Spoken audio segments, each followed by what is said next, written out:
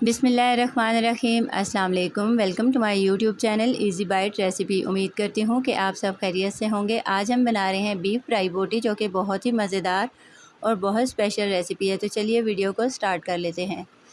बिस्मिल्लाहिर्रहमानिर्रहीम। यहाँ पर मैंने 1 किलो गोश्त लिया है, विदाउट बोन लिया है, और पानी लिया है हाफ़ कप, और हाफ़ कप मैं इसमें डालूँगी सिरका। इसमें हम गोश्त को डालकर अच्छी तरह से धो लेंगे ताकि इसकी स्मेल ख़त्म हो जाए। तो यहाँ पर मैंने इसे सारा पानी में डाल दिया है और 2 से 3 मिनट के लिए इसको इस पानी में रख देंगे।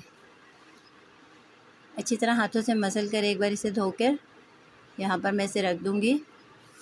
अगर आप मेरे चैनल पर नए हैं, वीडियो को लाइक कर दें, शेयर कर दें और मेरे चैनल को सब्सक्राइब कर दें। बिस्मिल्लाहिर्रहमानिर्रहीम।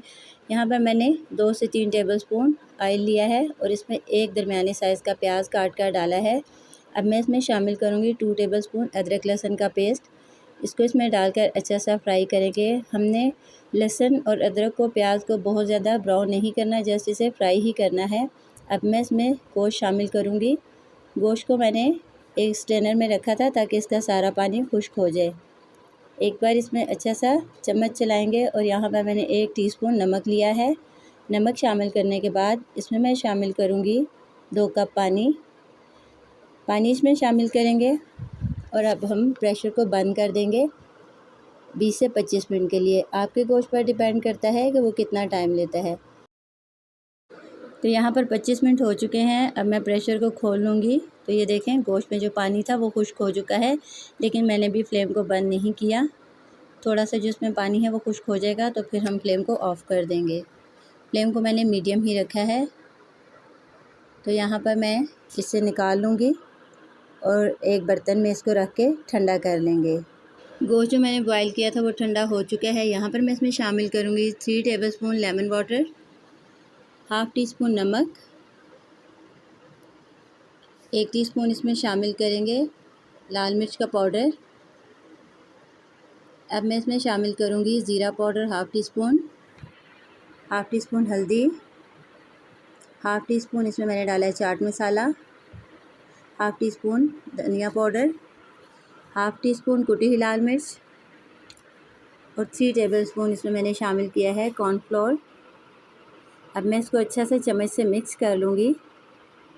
अच्छी तरह से मिक्स करना है, तमाम मसाले इसमें डिज़ोल्व हो जाएं इस तरह से। तो ऑयल को मैंने मीडियम फ्लेम पे रखा है ताकि ऑयल हमारा अच्छे से गर्म हो जाए, जब तक हम गोश्त के मसाले को अच्छा सा मिक्स कर लेंगे। तो बिस्मिल्लाहिर्रहमानिर्रहीम। यहाँ पर ऑयल हमारा गर्म हो चुका है और इस तरह चम्मच की मदद से एक एक बोटी को उठाकर इसमें डालते जाएंगे और सिर्फ हमने 3 से 4 मिनट के लिए इसको फ्राई कर लेना है, क्योंकि गोश्त हमारा पक चुका है।